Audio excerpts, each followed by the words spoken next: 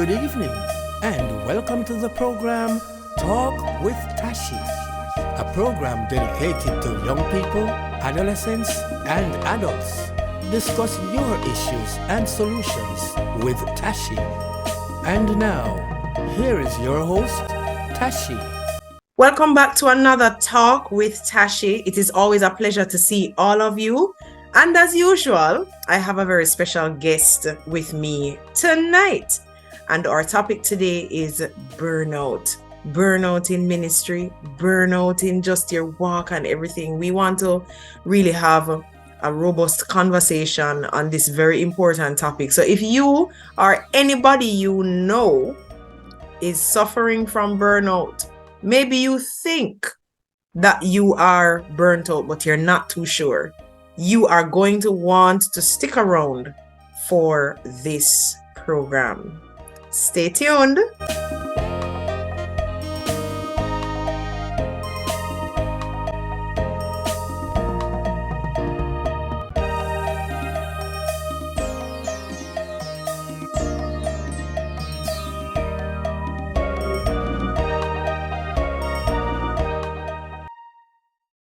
So our guest tonight is Mr. Andre Bethune. Andre is a graduate of the Jamaica Theological Seminary. He graduated with a first degree in theology, and his minor was guidance counseling. Andre is extremely active in his church organization. He is a part of the diaconate body. He is a lay minister, lay preacher. He has worked in, and probably still is, he will let us know, working with the young people and the children and doing everything that you can think of. He has been a Christian since the age of 8 years old, a child. So he has grown up in church, and he has a lot to say on this topic. So we want to welcome him, and let's get the conversation going. Welcome, Mr. Andre Bethune. It's good to see you. How are you doing? Good to be here, Lady Tashi. I'm well, thank you. How are you? I am good. Good. That's great. So we're talking about burnout, and it's probably something that you would have heard about before. And I know that even among young people, every now and again, they talk about wanting to take a break from ministries, just too pressuring. And the thing is, when they come and they express these things, sometimes the leaders are like, no, you're not getting a break, you're backsliding, and this is not happening, and so on. And so there is that stronghold, so to speak, and eventually they just go, because since you're not going to give me and I can't take it anymore, you gotta go. Yes. Talk to us about burnout. What really is burnout when we talk about somebody being burned out, going through burnout? Mm-hmm. Right. All right. So I'll give you this definition here. I'm not sure if it would sound as scholarly as the others, but burnout really is it's an advanced and prolonged state of stress, right? That an individual goes through within their lives. So mark those two words: advanced and prolonged state of stress, right? And that is, we know that burnout it can happen basically anywhere in terms of the environment, work, business, church, family as well. And so that's really, in essence, what it is, that advanced stage of stress in itself. So it has bypassed, right, prolonged and advanced state. That's what it is. That's interesting. So prolonged, how long is long? Would it vary from person to person, this prolonged state of stress? Yes. It depends on the personality, the person themselves, their ability to navigate stress, their ability to, first of all, observe, notice when they're stressed. And so it differs from person to person, right? This stress management here is a part of it as well. So it differs. There's no one stage, or we all go through the same. where you find that it's like a ladder. Some would actually would experience it quicker than some. But the key thing to it is the management. If not managed, then it can creep up on you quickly. So that's it. Okay. So tell me now, as it relates to what are some of the symptoms? What does it look like if someone is actually going through burnout? Because when I think about burnout, I think done and mash up, no more left. It's just totally gone, Right. consumed, right? But what would it look like for an individual who is actually going through burnout? All right. Well, let's understand first though that primarily it's a emotional and behavioral matter. Psychologically starts with, but it can also spill over into the physical. All right. And later on, I will express and share how I've gone through those stages. So I can tell you. Now, in terms of even the emotional part of it though, you'd realize, Tashi, an individual would realize that number one, there's a loss of motivation. A loss of motivation. You notice that it's almost like a sudden drop in motivation. There's sometimes which is a gradual motivational decrease in it. You will see this a decreased satisfaction in what they're doing in it. There's a feeling of detachment that comes along with it. That's emotional. So you have even behavioral as well, withdrawing. You have even outbursts occurring with that individual. Their performance as well, you notice, has declined, right? And then you have the physical. No, you notice, an individual notice as well that even headaches will come on gradually. You notice like frequent illnesses start happening. Your appetite begin to change, fatigue, right? So internally, it feels as if internally you're losing it and things are melting away. So it comes differently, physically, emotionally, behavioral. You notice that this topic here comes up and creeps up on you if not managed. Wow, that's interesting. Is it possible that people could experience any of these symptoms, emotional, psychological, physical, but it is not burnout? Or is it that these, whatever the cause is, leads to this, and if not handled in a timely, healthy manner, then it can lead to? What's the relationship there? We see. All right. So that's the thing. In my definition, you understand it's a prolonged, right? Right. Also, it's a series. So watch it. So you can be stressed, you can just be tired, but notice your body. There's a change in it. There's a change in it, and it takes someone to understand. Well, the question, you can actually be experiencing these things here and don't know, because it made us be so normal. It becomes so normal to the headaches become so normal, the irritabilities become so normal. And if you're not noticing it, if someone don't touch on the shoulder and say, hey, slow down for a moment, I think you're burnt out, right? So it can occur to someone I don't even know. Yeah, it That's happens to me. interesting. That's interesting. What would you say are some of the causes of burnout? Wow. All right. The first one I would say this cause is there's a unrealistic expectation. I was talking about the context of church, right? Yes. No, there's an expectation both from the top and expectation from the bottom. So depending on how your church is set up in terms of leadership, is it bottom up, top down? Now the leader one has this unrealistic expectation of the members, a volunteer, a fellow church worker. And in that person's mind, in that leader's mind, is that, hey, you should be doing the work of the Lord, and there should be no talking of tiredness and can't bother. How dare you talk about tiredness and can't bother? I'm expecting you, because you're a child of God, to do it.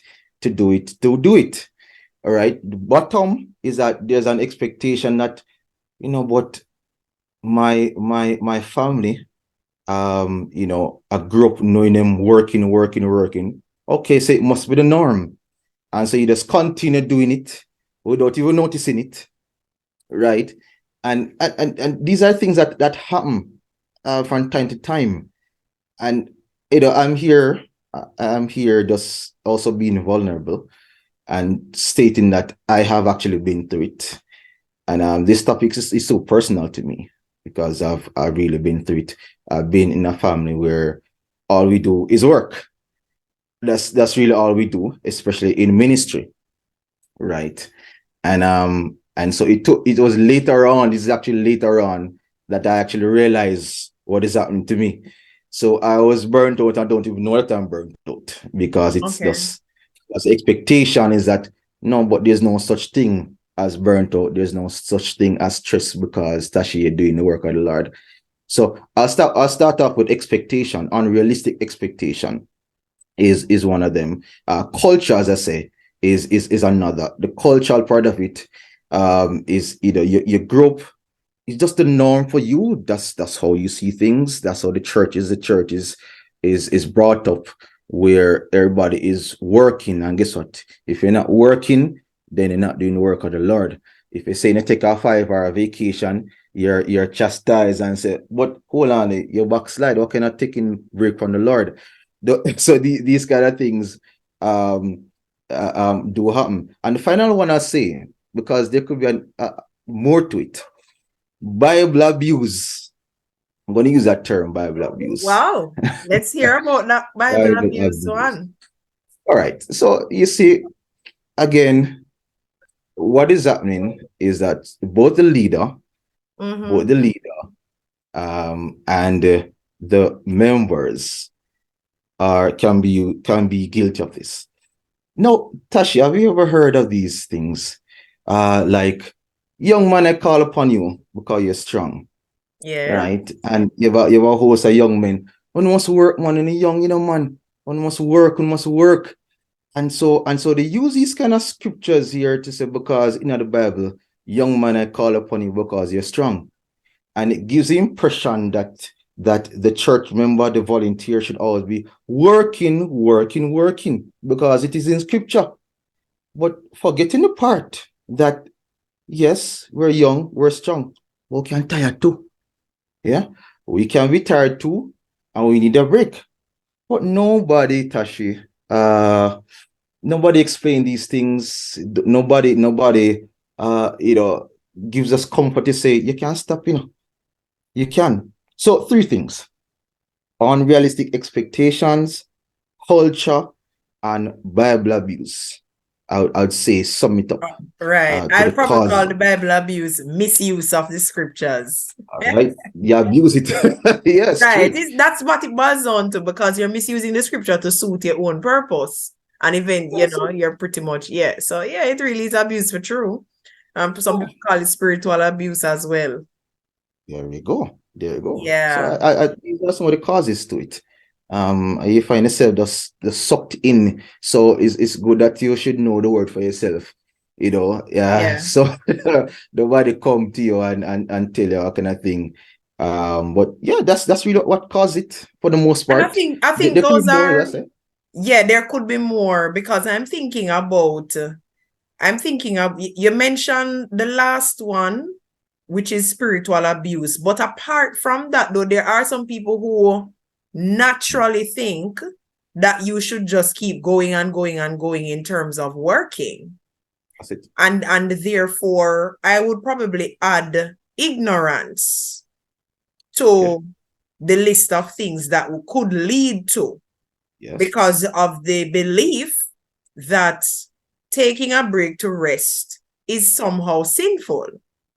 and you know Right. you're not able to do that and so on. One of the things I want us to kind of press into your story a little bit before we continue with the information, because you have mentioned it twice since we started talking.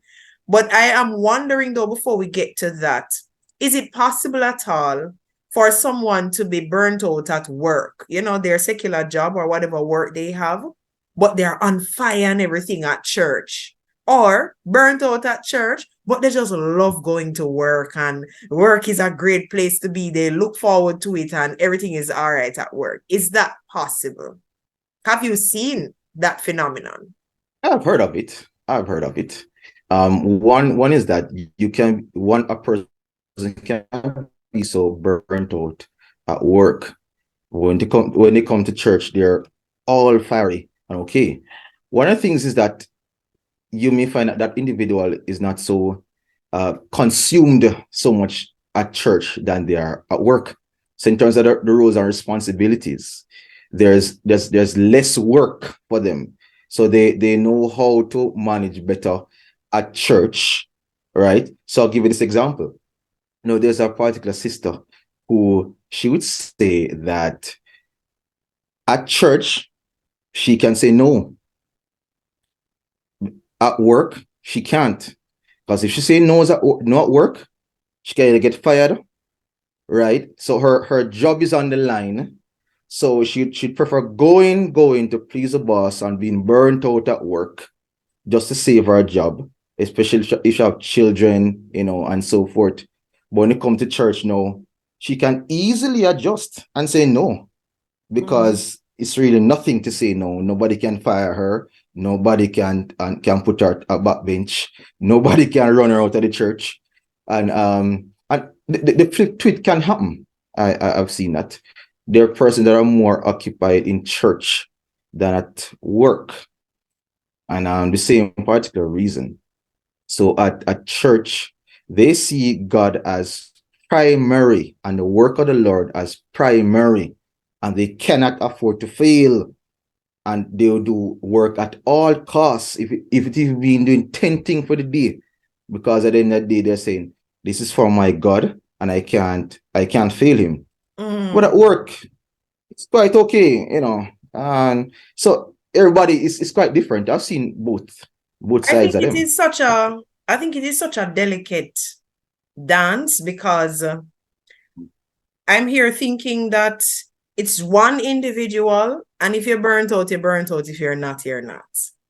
And I think in the instance where there might be the symptoms of burnout in one place and not the other, that should be a warning sign that if you don't deal with this now, it can take over your life, right? And then you just become totally burnt out. But I think it's a delicate dance, because perhaps the person who still has energy and passion for one aspect of whatever it is that they enjoy, whether that be work or ministry, then they may Right. not be burnt out. It might just be something else. So this Yeah. whole identification is also important. And as you spoke about saying no in church and nobody can fire, which is a fact. Mhm. And it just brings me back to the need for Christians to be intentional in making sure that they're living their lives in obedience to Yeah. to the Lord. You understand? Right. Right before, as you share your story, I'll just share a very brief experience that I had many years ago when I thought I was getting burnt out. Okay. And Right. I was just felt overwhelmed, overcommitted. I was just over everything. And I felt like I just needed to just step back. And I remember going to my senior pastor and saying to him, I feel like I'm burnt out. Mhm. And then I either said that, or I said, I wonder if I am burnt out. I think maybe I said, I wonder if. And I was talking to him and he said to me, nobody who is in the will of God will be burned out. And then I Okay. kept saying, but I'm tired. I feel overcommitted. This is so overwhelming. Nobody who is it, I did Mm. not want to hear that. I didn't think that that was Right. a response to what I was feeling or anything like that for that matter. But Mhm. then it did send me to go and reflect on everything that I was doing Yeah. and to pray on it and to make adjustments in my own life, which I did, you Yes. know? And things Right. got better because I realized, because the fact is, there are so many things that people can do to Yes. manage a little better, but maybe because of ignorance or, unrealistic expectations, culture, what they've always observed, and the Right. spiritual abuse, as you mentioned, then, they get stuck in this That's spiral, right. and then it becomes difficult to come out. But how did That's what led to your burnout, and how did you get through that? Tashi, as you shared in your introduction, having been saved from 8 years old, Mhm. right? I've been brought up in a family where, as I said, all we do is work. So my mother once described our lives, as triangular. So for me, it'd be church, school, home. There's nothing outside of that. For her, it's work, church, home. And so growing up, growing up, that's all I knew. And what I've been told is that go to church every day, don't miss church, and always be working for the Lord. Tasha grew up straight through my teenage years, growing up into adult years. And nobody would have even mentioned to me that I can stop. Nobody mentioned that it's all right if I miss church. Nobody mentioned to me that it's okay if you're feeling burdened, you can stop and rest. And I grew up just thinking that the stress that I was under is quite normal. It's like if you're not stressed, you're not doing anything. Mm, Yeah. That's it. If you're not stressed, you're not doing anything for the Lord. You have to be sweating and all of that to mm, prove that you're doing the work of the Lord. That's what I was fed. Right. Uh and so it affected me emotionally, psychologically, without without me even realizing what was happening to me. Okay. So we go to know when I was studying at JTS, and studying at JTS, so you've been introduced to the different psychological things and studies and research. It is then that it's like a light bulb, ping. Oh, this is what's been happening to me mm, after all these years. And then it's spilled over from just emotional and psychological to physically. Now let me speak on the physical, and that's where I'm becoming very vulnerable, so that for your listeners, your viewers can understand that it can impact you so much. So be careful. So about my third to fourth year of school, a friend of mine, she was the one who actually noticed it first. I didn't notice it. And she said, she called, they call me Bethune, my surname. How you look so? I mean, I was asking, how you mean how I look so? And they begin to describe. So what has happened to me is that extreme work at school and extreme work at church, and they have collided. And it has affected me where I started having high blood pressure issues. Yeah. Secondly, there is this particular, let's call it ailment for now. It is called hemifacial spasm. Have I heard that term before? No? no. Mm, So what happens is that, according to the neurosurgeon, when your stress levels have risen so much, mhm, right, it affects the nerves in your body. the nerves in your body. And so what happens that my speech started getting affected, the nerves, my eyes and all. So to the right side of my face right here, Tashi, it began to have issues. The nerves just started acting out. So it's almost like spasms will start happening. And those spasms is as a result of me not getting the rest as I need, and not stopping to exercise as I need, and not eating properly, and just taking on too much, not paying attention to my body, body's crying out, and I'm not listening. And so it is a spillover. And so this burnt out has affected me in that way. Wow. And and so that is what is happening to me right now. And so it's taking some time to heal. It's taking some time to heal.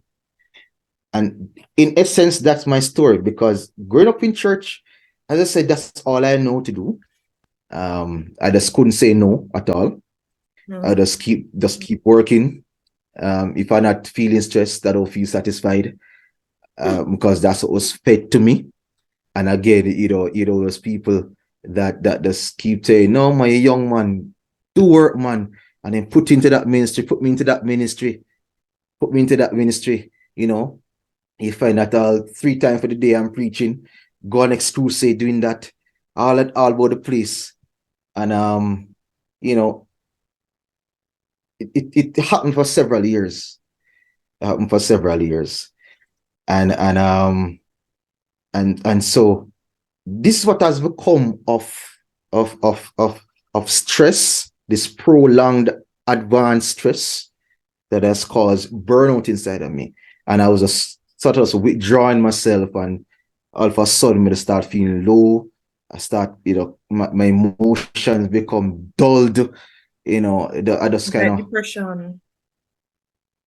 Almost like depression. So you see, stress, depression, and burnt out. There's some elements. They share common elements, and that's why it's not that's so easy to identify. Because one can be burnt out, I don't even know. Let's call it, I'm just tired. But no, how long have you been feeling this year? Don't you realize it? Your personality is changing. Don't you realize the emotions are changing? Don't you realize that the physical component, the headaches keep coming on, and so forth and so forth. And I'll share this also too, before we get back on track. Along with this spasm, though, there's one Sunday morning that I was down to preach, and I usually, sing a song before I preach, and I realized that I got a song, and I started feeling strange. You forgot the song? No. Okay. I just could not continue the song because there's something that was happening inside of me, and I fainted there on the pulpit, like fell, blacked out for a couple of seconds. Wow. Yeah. And went to the doctor, and he said to me, "Young man, if your pressure had gone up one bit more, you'd have gotten a stroke. You're so burnt out that you're not realizing, and this is the result." And I had to take a break from church. Though it's so interesting that the same people Tashi, who afterwards are saying that, when you go rest, man, them talk. You shouldn't be pressuring yourself so much. A couple years before, weren't they the one to tell you, say, boy, you're young, man, I call upon you because you're strong. Yeah, because they didn't know that it would lead to that. And now they are concerned after the fact. Wow. That's a serious something, that, man. Yeah. That's a serious matter. Serious matter. Yeah. So I'm really watch sorry out for burnout. Watch out for it. Yeah. But based on your story, though, what I'm realizing, I'm sorry, you were saying something? No, that's really it in essence. So I've been through it. And so I feel qualified enough to almost give the warning. Yeah. Don't. Yeah, and it's a real warning for true, because what I'm realizing is, one, when an individual is burnt out, it really begins to affect your normal functioning in life. Your That's normal course, right? And it begins with the psychological aspect and the emotional aspect as well, feeling low and dulled emotionally and so on. And it's prolonged. Prolonged. Watch that word. Prolonged. Yes, it is prolonged. So that, and then you also mentioned about taking care of your own self physically, the exercising, watching what you eat, and because all of that is a part of, taking care of your health and so on. That's right. That's right. Yeah. That really is an eye-opener. That is an eye-opener. And, thank God for his grace that you are in the recovery stage at this time and on your way to, really just being healthy and so on in terms of, recovery, full 100% recovery. And I just pray for that for you. That was a great conversation with Andre Bethune on burnout. Wow, it was eye-opening, and I trust that you have learned as much as I did. Now look here, we are out of time, so you have to come back next week for the conclusion of this conversation with Andre. And until next time, every blessing to you, and see you again for another talk with Tashi. Thanks for tuning in. Do join us next week, same time and on this platform, when you can talk with Tashi. Until next time, do have a safe, blessed and productive week.